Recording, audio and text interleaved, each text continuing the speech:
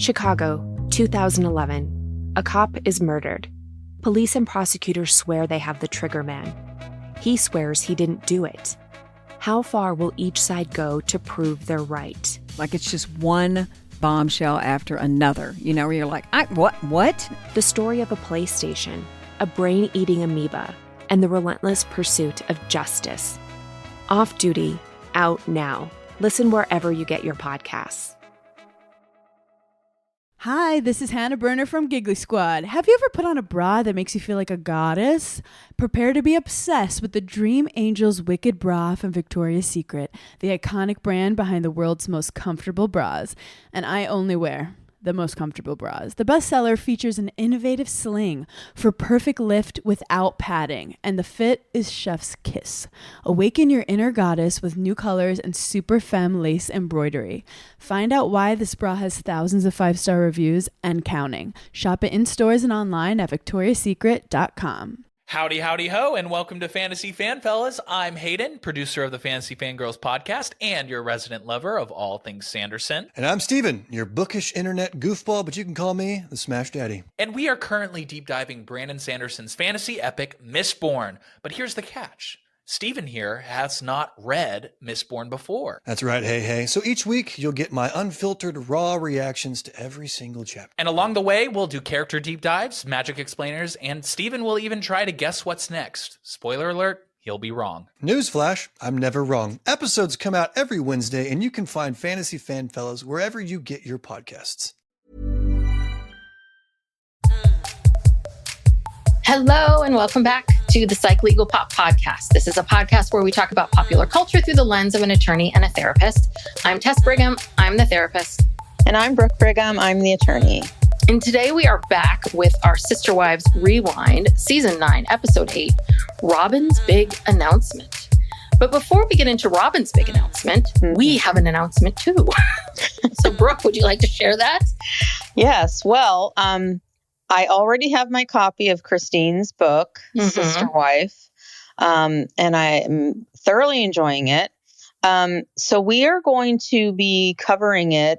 We're not going to read it word for word. We're just going to talk about it mostly. Are people reading it word for word? Is that what's happening? Some people are. Okay. But anyway, it's much too long for that. And so we're just going to talk about it in general. And we're going to start... it's going to be on our Patreon, but we're going to put the first episode out for free. So anyone can listen to it. And if you want to hear the rest of it or you want to hear more from us, you can join Patreon at the $8 tier. And so our first episode is coming out. So when you hear this, it is Monday, right? Yeah, the first. Labor so Day, it's coming out on the 7th. Okay. September 7th. That'll drop. So, it's really, so far, so good. Really a good book. I'm excited. Yeah. So, I got to wait for Amazon to drop mine off. So. Yeah. I had pre-ordered it for Amazon, but they said it won't be here till September 2nd. And all of a sudden, all these people are online saying they've got a copy. And I'm like, I just couldn't wait. I had to go to the Barnes and Noble and I canceled my Amazon order. Oh, yeah. Gosh, maybe I should try to find a Barnes and Noble or something. There was one very close to me until it went out of business a couple months ago. So yeah, they're hard to come by these days. Yes. Yes. So anyway, very excited about that. But today we're going to be talking about this seminal episode of Sister Wives. Well, it's interesting knowing some of the things that people have talked about with the book, how much it sort of influences just hearing these few clips and what Christine said about just watching the show, right? You watching these old scenes, watching Kody and Christine together. You're like, oh, okay. Yeah, I'm seeing it. I'm seeing what's going on here. So it's pretty fascinating. Yeah. And they even start this episode with some, they flash back to the Galveston trip because they check in with Nancy at some point in here. Yeah. About how it went on the last day. And yeah, that's just heartbreaking. Like the thing about that, it's your once a year anniversary trip. You never really get to go be alone with him or go anywhere with him. Mm-hmm. And you bring a therapist so you can do marriage counseling? Because I think that was the only time she could ever get Kody to do any of this with her. I think basically she was like, I'm sure she felt like many other years she would do the anniversary thing and just be like, let's just enjoy whatever. But my guess is that it's like, you get this many minutes from me a year, Christine. So use them however you want, Yeah. you know? Because I'm not going to be going to therapy with you. That I don't have time for that. Yeah, you get the anniversary trip and that's it. Yeah. Mm-hmm. So, yes. Well, the show starts with, we see a series of scenes of the kids. You know, it was kind of interesting, like playing outside. There's Saul, there's Truly. We're playing, we're playing, we're playing. And it starts with, we're at Robyn's and Christine is talking to Robyn about this adoption. And they said it's been a year since Meri started this process. So if you're just tuning in now, Meri and Kody are now divorced on paper, but spiritually still married. And they have started the proceedings to get Robyn's 3 kids adopted by Kody. But of course, we have to worry, you know, about everything. And Robyn's worried the judge is going to have issues. And then, you know, Christine has to pipe in and talk about plural families. And if you get a judge that has, you know, has issues with plural families, they're going to say no and blah, blah, blah, blah, blah. But it's so obvious. It's like she's the only one there that's talking to Robyn about this stuff. She's trying to be encouraging. Then she's saying, oh, well, I'm trying to be light. I'm trying to help. Like this poor woman. Yeah. She's just trying to do whatever she could do. Trying to please everybody. Yeah. She's doing it for Kody because she thinks, well, if I'm nice to Robyn, his favorite wife, you know, maybe he'll have some respect for me, pay attention to me, something. And one thing I noticed right away is Meri is just looks really unhappy and checked out. Yes. And, you know, Kody is still trying to appease her by saying, you know, oh, it's because of you, you know, that we were able to do this. And, you know, but she's not having it. She's very unhappy. And we know because in a couple more episodes, the catfishing thing comes out. So while this is happening, she's in this catfish relationship. And I think she has been for a while. And that's why I was like, interesting that she has all these stomach issues. Yeah. Which was never resolved. They're checking her for cancer and all this other stuff. And you're probably just stressed, you know, because she looks, I mean, I don't, you know, we try not to comment on how people look, but she looks stressed. This is when she really was hitting the tanning. Like so tan. Yeah. And she had the black eyeliner and her eyes were also, I mean, she did not look well. I don't know if she was tanning to try to look better or to try to hide her stress. But yeah, I mean, the whole time on the couch, that I wrote that down. I'm like, she looks distressed on this couch the whole time when they're talking. Oh, Lord. Yeah. So they're going to Ron Reynolds' office again. Yeah. Okay. So we hear from Ron Reynolds that part of this process is they could file for the kids to get new birth certificates, and that they would replace David Preston with Kody Brown. And everyone's like, oh, isn't that great? Isn't that great? Oh, that's so fun. I'm like, fun? What is this fun? Am I the only one I was so bothered by this. Like, why are we doing this? Why do we need to do this? Why do we need to, really need to change his name? Yeah, because it's legal. Legally, you are now the parent. And so with children, so much of stuff you do with when your kids are under 18 has to do with a birth certificate. You know, you have to supply. I guess you're right. Yeah. You have to supply a birth certificate to get a passport, or you know what I mean. Like anything legal in nature, you need that name change, or else you're not going to get it. So it all just seemed like a lot. Yeah, it's not just symbolic; it's actually necessary to have. All right, I'm moving on from that. I just felt like I just felt like God, we're really just erasing this person, like all these kids. You know, I'm like, okay, yeah. I mean, in the way that it happened, we're not really sure how it happened, but it seems to me like a lot of pressure was put on Mr. Preston to, to agree to have his parental rights terminated. It's very serious. Yeah. It's permanent. So I don't even want to know like what they threatened him with. I'm not really sure, but Robyn says that Dayton wants to also, while the birth certificate's being changed, wants to change his middle name to Dayton. So Robyn explains that his birth name is David Preston, and they shortened that to Dayton, like Dayton. I don't know. Preston.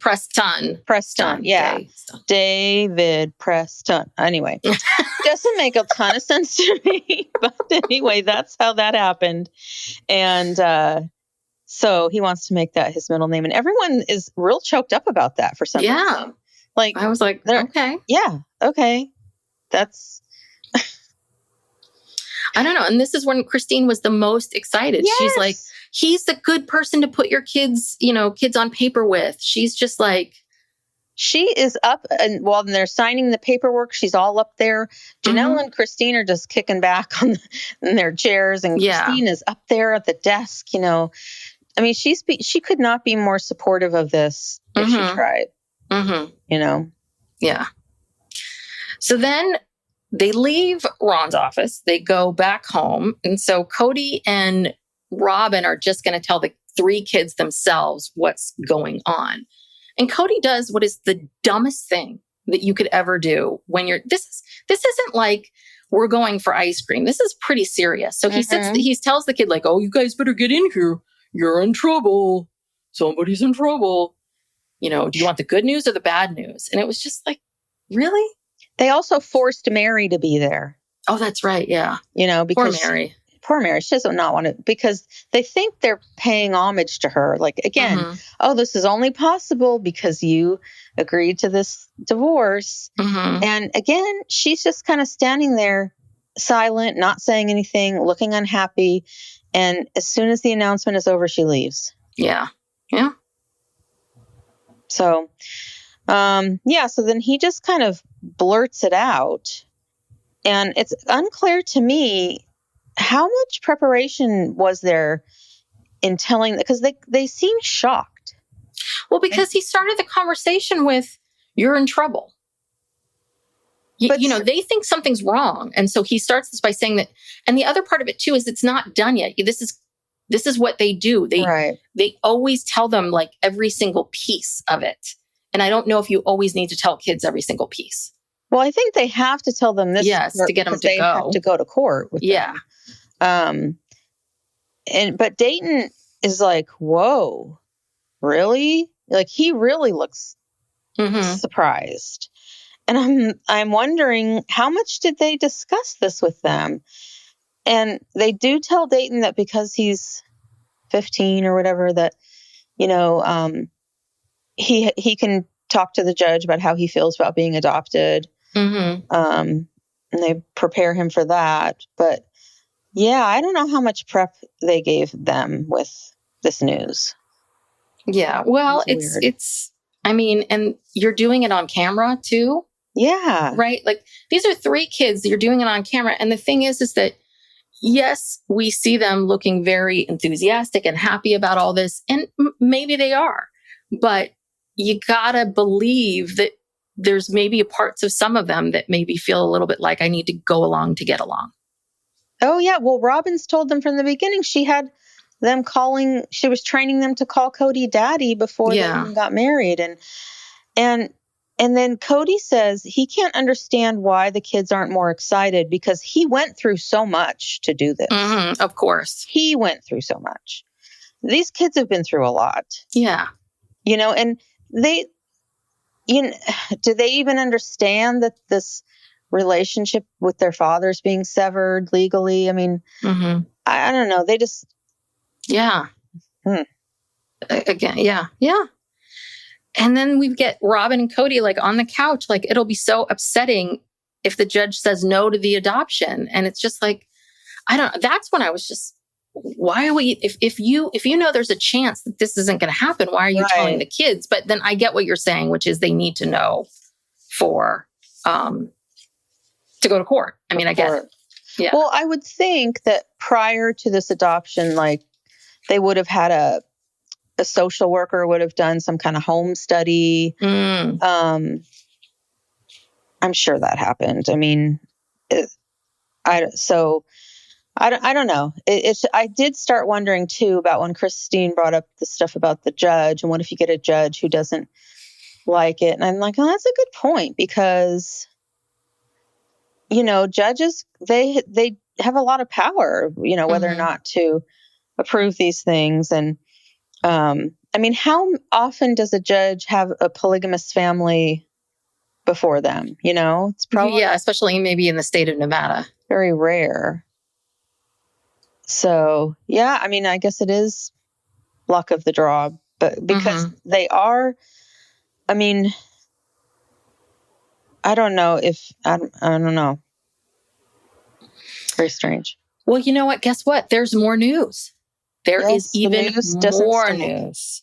And this is where I get very upset about, we'll talk about it when we get there. But the big news is that they're having a baby. Kody and Robyn are having a baby number 2 with the two of them. And the girls are thrilled. This was my favorite line. Robyn's like, this is why I've been so tired, so low energy.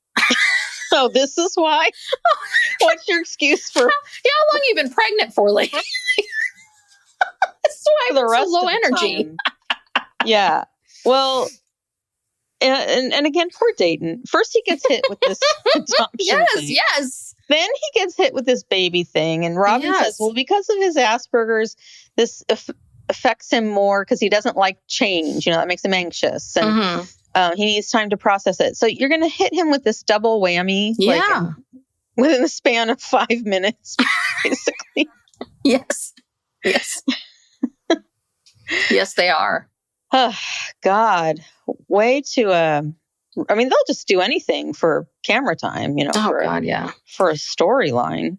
Well, and so this is where we get this narrative of Robyn. And they really, I mean, I don't know what's up with these producers, how far they're up Kody and Robyn's ass, because they gave her a lot of camera time to sort of talk about this point over and over again, which is this, that she is very stressed now about having to tell the family about being pregnant because the last time the response wasn't very good. So she needs to now, she wants to have this special bonding moment with her 3 kids and just joy and happiness. And then we have to go back in time to when Kody makes the announcement of like, truly won't be, you know, the youngest, like, and what I wrote it down too, because he says in 7.5 months, truly won't be the little one anymore. And I'm like, it's been 6 weeks. I never clocked that before. Like, that's kind of early to tell people. Yeah. Too. I was like, God, 6 weeks? Like, well, and also, you know, when you're 6, okay, so, you know, gestation is 40 weeks. Yes. So that you start counting at the first day of your last period. Okay. So because you get pregnant in between that time. And okay. So going back, this means that we talked about this before, that they either, had sex in that rental house when they first got to Las Vegas, or, you know, that Christmas at that cabin. Or oh dear God, where would they go? I don't Out know. on like a snowbank somewhere? I mean, they didn't even wait. They didn't wait until they moved and got settled. And I mean, come on, Robyn, do we have to spell this out for you? The reason why it was so different the first time and why they were so upset is because you literally just plucked them out of their lives. They made this traumatic move. They've been there for a couple weeks, and then you spring this on them. What did you think was going to happen? You really thought people were going to be like so happy and excited for you? Yeah. Well, and what bothers me is that, and listen, she's pregnant. I can understand feeling a little sad or disappointed. Maybe you're thinking this is going to be great news. You're trying to be loved and accepted by this family. You don't know what to do, blah, blah, blah.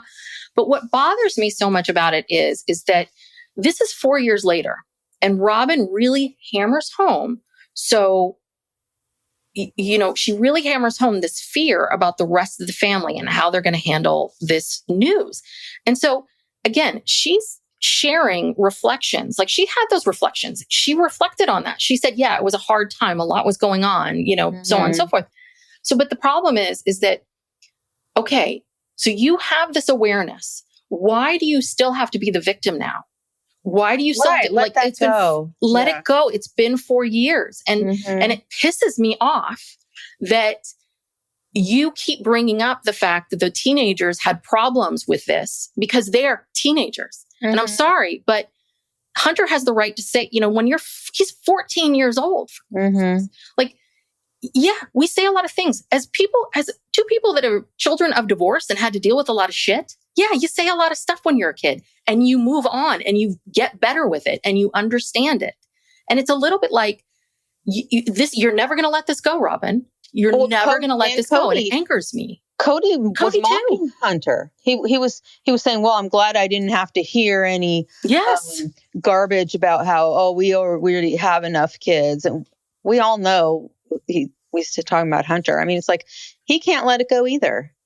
He's mad that everyone was less than excited, except for Christine. Christine was the first one to run up and hug her. Yeah. And say congratulations. But it doesn't surprise she was the only me. one. Yeah. And it doesn't surprise me that it was Janelle's kids that were the most vocal, because I bet you anything, Janelle was talking about finite resources constantly. Money. They were watching their mother, watching how stressed she was, watching all that stuff. And so what do you want Hunter to do? You've just removed him. He's so devastated to have to move to Vegas. He's seeing his mother, whom he loves, stressed out every single day. And you tell him another kid's coming into this huge house. And they all, in the room too, they're all shoved into this kitchen. Right. Like, they're crammed like sardines. So that's the part that I really have a problem with, which is you have the right to your feelings. You have the right to feel disappointed that you didn't get the reaction that you wanted. But at some point, you have this awareness of what the reaction is. And yes, okay, maybe you have that fear, but you cannot put that on everybody else and make it so that if I don't give you the reaction that you're looking for, therefore I'm a bad person and I don't care about you and your baby. That's not the truth. It's just a moment in time. Yeah, I know. So no awareness, very selfish. She just wanted to have more screen time. And, now that we're talking about this, okay, so going back to what we were saying about the adoption and approving the adoption, because adoption is illegal, but some states enforce it, some states don't. Psych Legal Pop, we'll be back after these messages.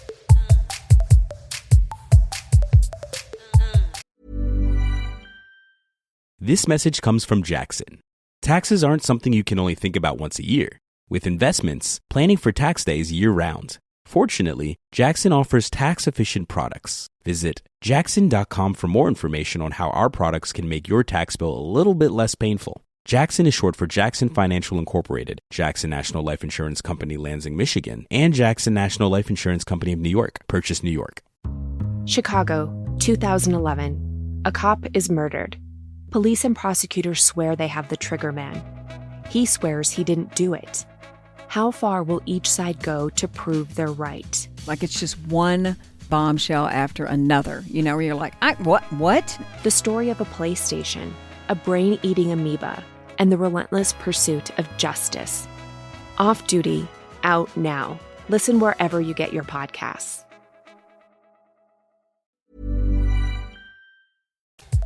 What if this is that Robyn and Kody cooked this up this whole time? That the plan was that ultimately he needed to adopt her kids, and so they had to move to a state where they could do that, because Nevada is a more permissive kind of state where they I guess don't enforce polygamy laws. Whereas Utah is the opposite. So what if they've been playing this long game like this whole time? You see what I'm saying? We've talked about this many times, that this has been the long con.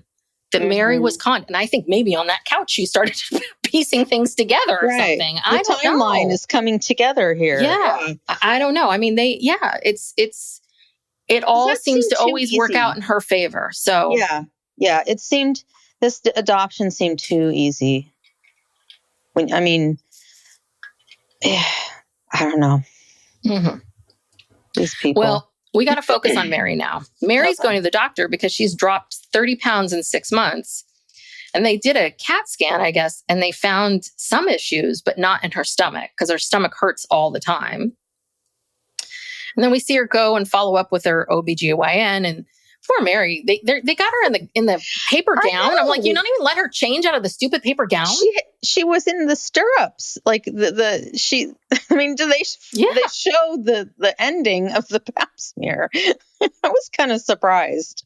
Like I never noticed that before, but yeah, that was something. But then it turned out that was normal, right? Yeah, doctor said that she didn't see anything. They're going to test it, but they didn't see anything suspicious, which I think is, good. And obviously we would know if something had happened. But yeah, that was so weird. It was like, okay, now we're to Meri. Okay, done, Meri. Meri's okay. Let's go. Meri's fine. Yeah, no, Meri's just stressed as hell because her life is falling apart. Yes.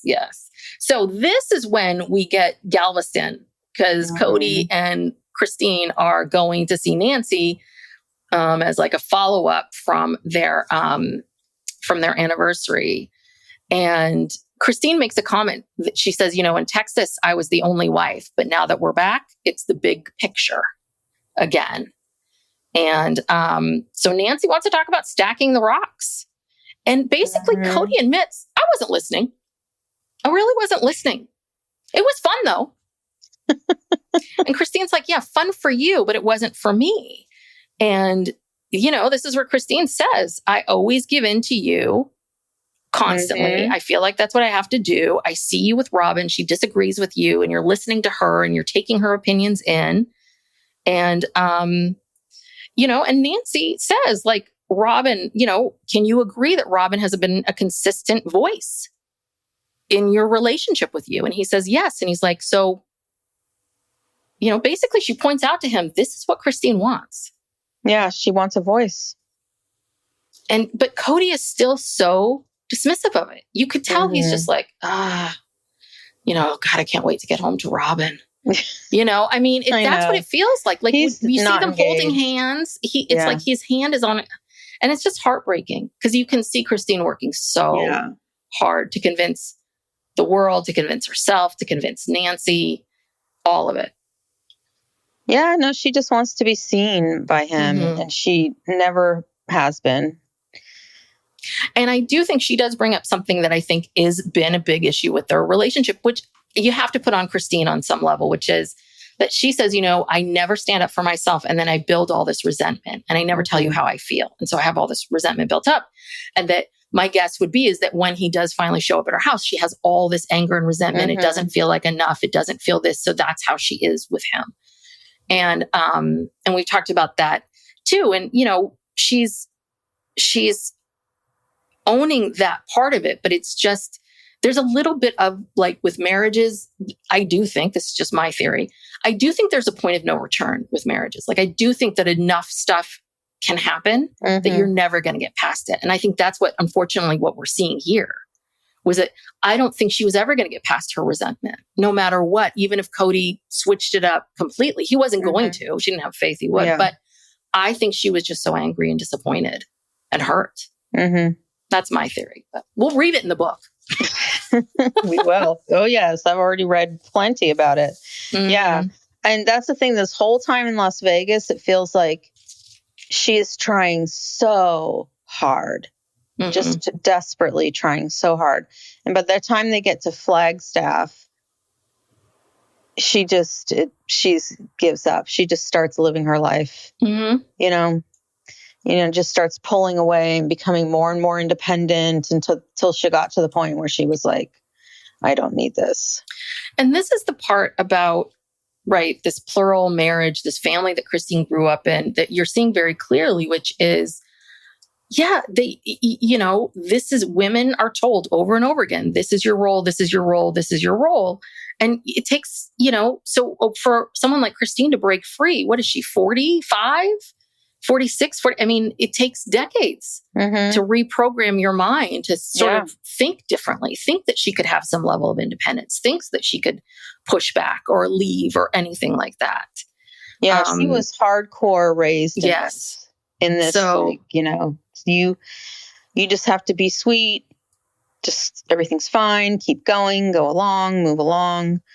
Yeah. Yeah. Kody says at this therapy session, he says, communication, there's a lot of listening, but I haven't really wanted to listen to Christine. Oh God, he's not even trying. Yeah. And he says, I've had to kind of ignore it in the past because it's all so overwhelming. God. Oh, wait till you start reading this book, Tess. You're going to be enraged.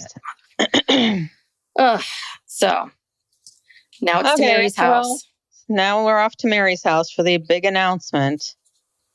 Here's where we get some flashbacks, I think. to the more flashbacks.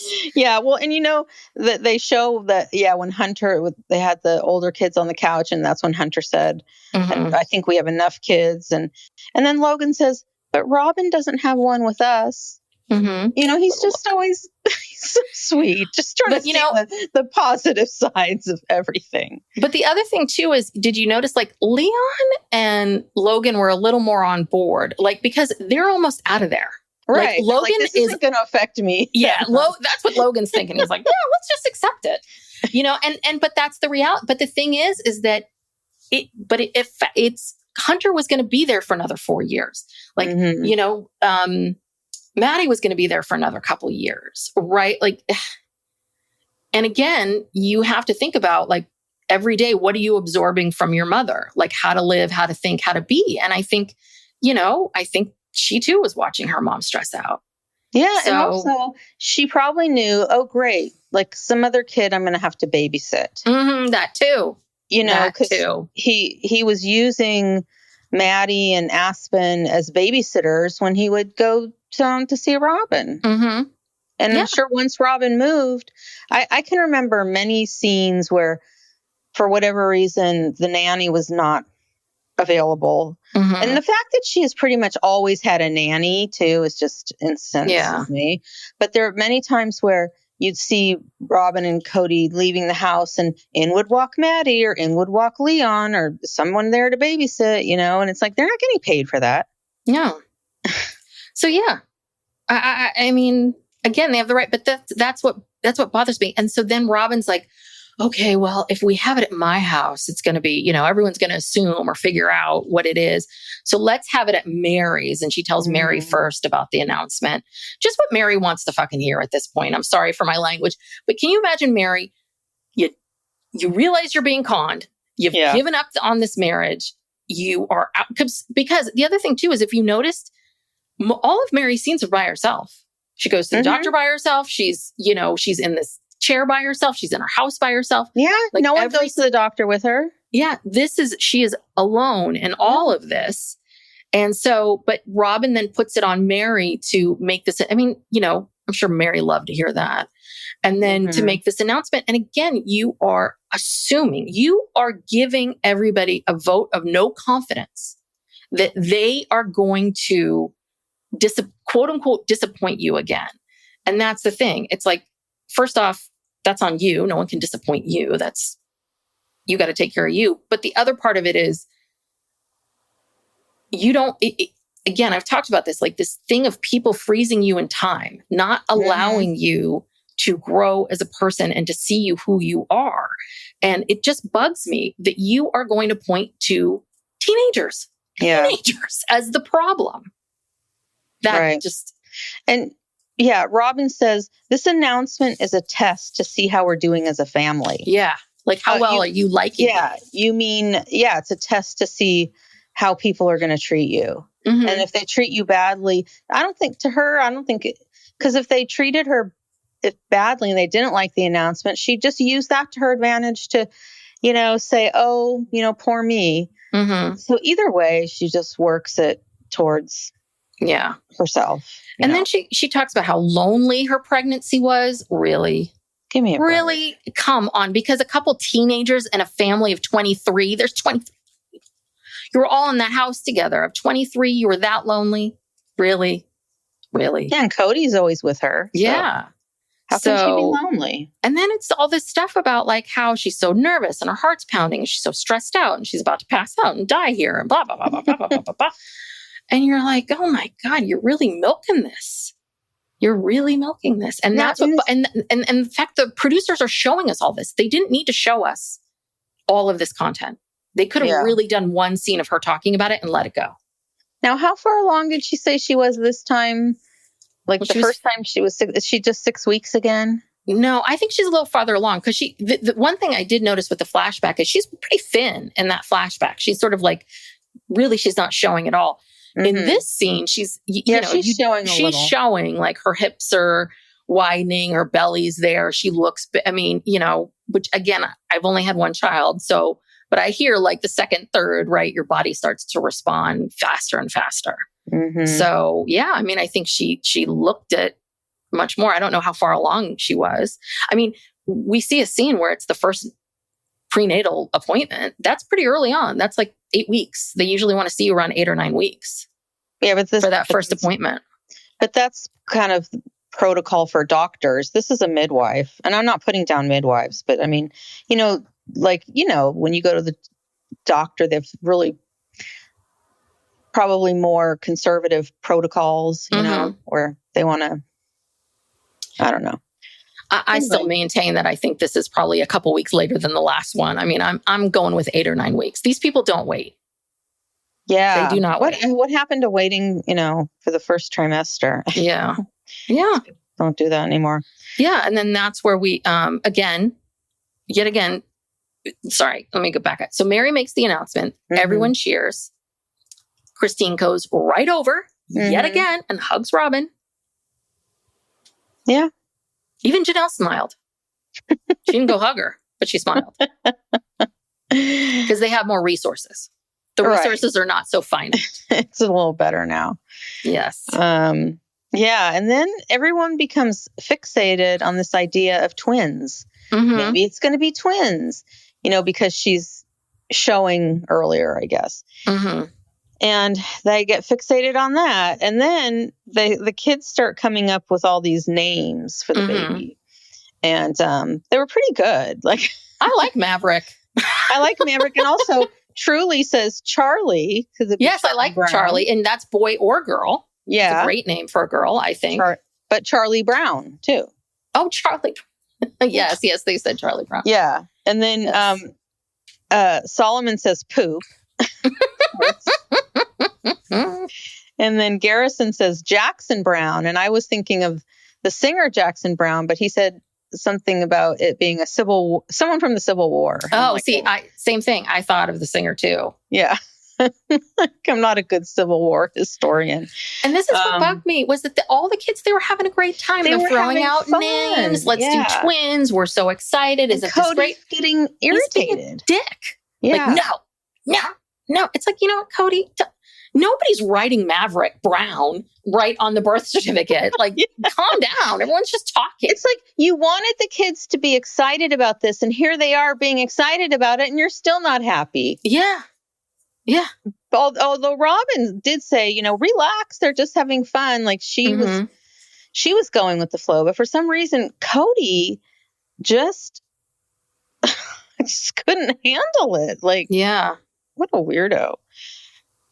He just can't, he doesn't, it's just the idea of all of these kids 4 years ago not being so thrilled with him, reproducing again, that somehow he just can't get past that. Yeah. And then Meri points out how the last time that she announced, everything was in upheaval. They just moved from Utah. And Hunter is, one of the most excited of them all. Yes, because it's 4 years later. Guess what? He's matured. He's made friends. He feels more secure. The finance, his mom's not so stressed out. Yeah, they all talk about how much they love Solomon. They all love Solomon and how great he is. And And that's the other part that bothers me is like, Kody and Robyn, you've been around for the last 4 years. You've seen how Hunter has reacted to Solomon. So you're going to ignore all that evidence of the last 4 years of how Hunter has treated Solomon and go back to this moment in time. Mm-hmm. That's what bugs me. And that's fair. Part of the show. I think having all these cameras, it allows them to stay stuck in these moments. But it's like they can always flash back. Yeah. Yeah. So yeah, and everyone thinks that it's a girl, which it does to be a girl. They are right. And then I love this.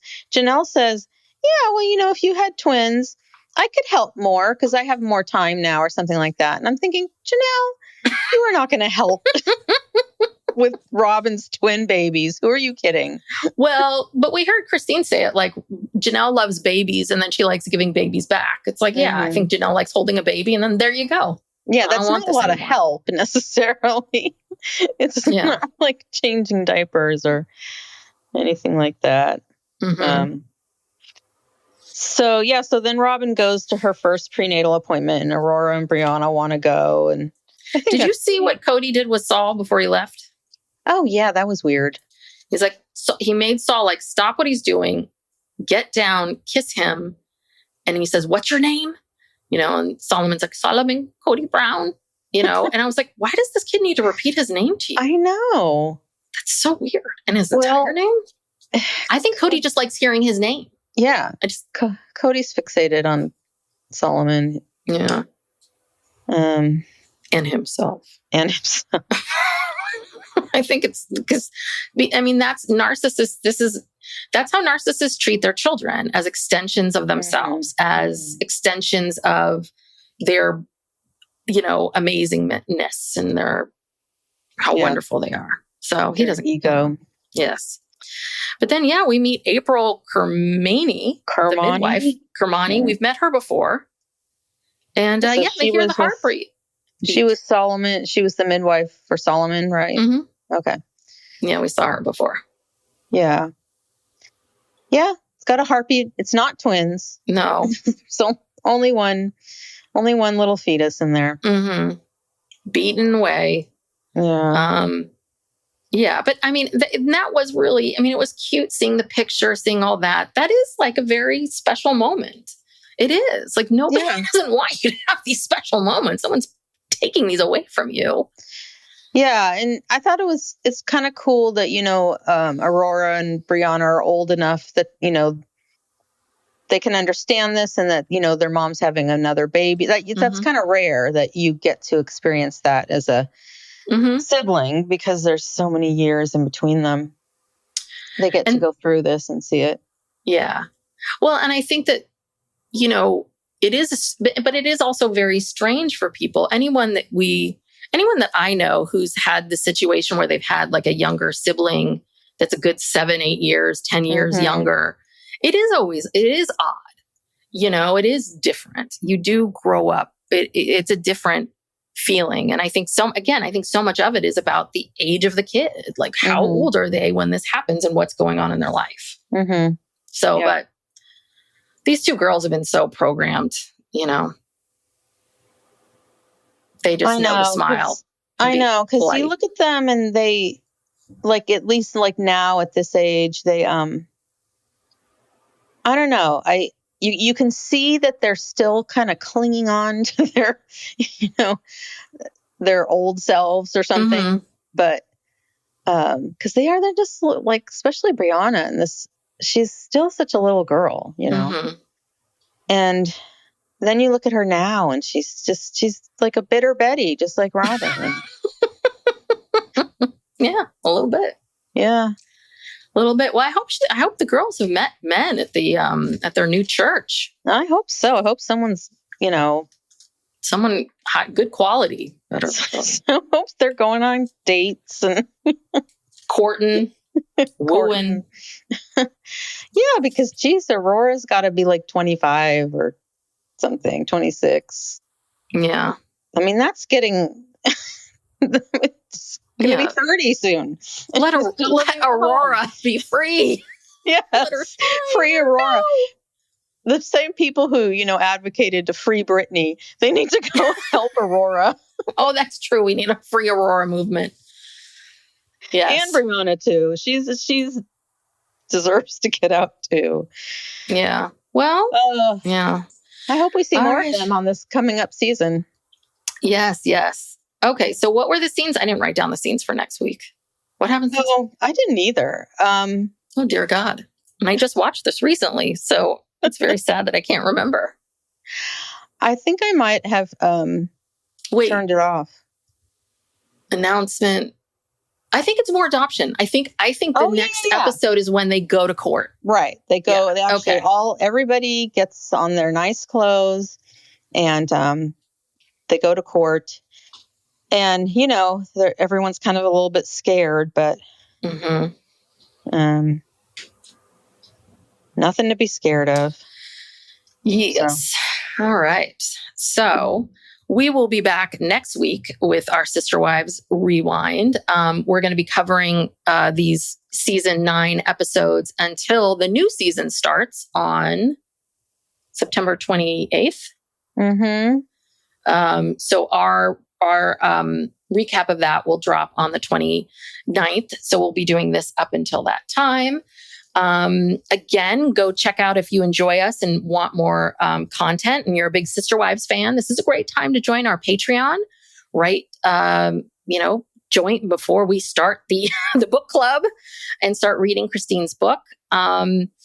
You can also follow us on social media. We're on YouTube. Hello. Please subscribe to our YouTube channel.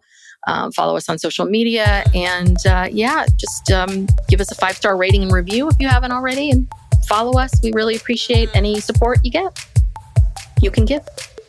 Thank you. Thank you so much, everyone. Bye.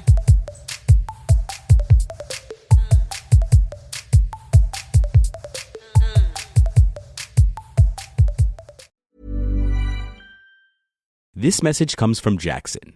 Taxes aren't something you can only think about once a year. With investments, planning for tax day is year-round. Fortunately, Jackson offers tax-efficient products. Visit jackson.com for more information on how our products can make your tax bill a little bit less painful. Jackson is short for Jackson Financial Incorporated, Jackson National Life Insurance Company, Lansing, Michigan, and Jackson National Life Insurance Company of New York, Purchase, New York.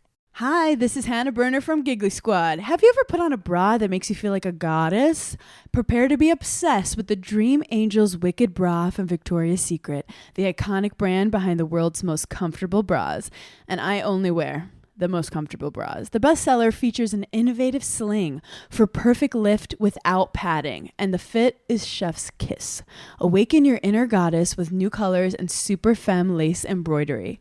Find out why this bra has thousands of 5-star reviews and counting. Shop it in stores and online at victoriasecret.com. Howdy, howdy, ho, and welcome to Fantasy Fan Fellas. I'm Hayden, producer of the Fantasy Fangirls podcast and your resident lover of all things Sanderson. And I'm Steven, your bookish internet goofball, but you can call me the Smash Daddy. And we are currently deep diving Brandon Sanderson's fantasy epic, Mistborn. But here's the catch. Steven here has not read Mistborn before. That's right, hey. So each week, you'll get my unfiltered, raw reactions to every single chapter. And along the way, we'll do character deep dives, magic explainers, and Steven will even try to guess what's next. Spoiler alert, he'll be wrong. Newsflash, I'm never wrong. Episodes come out every Wednesday, and you can find Fantasy Fan Fellas wherever you get your podcasts.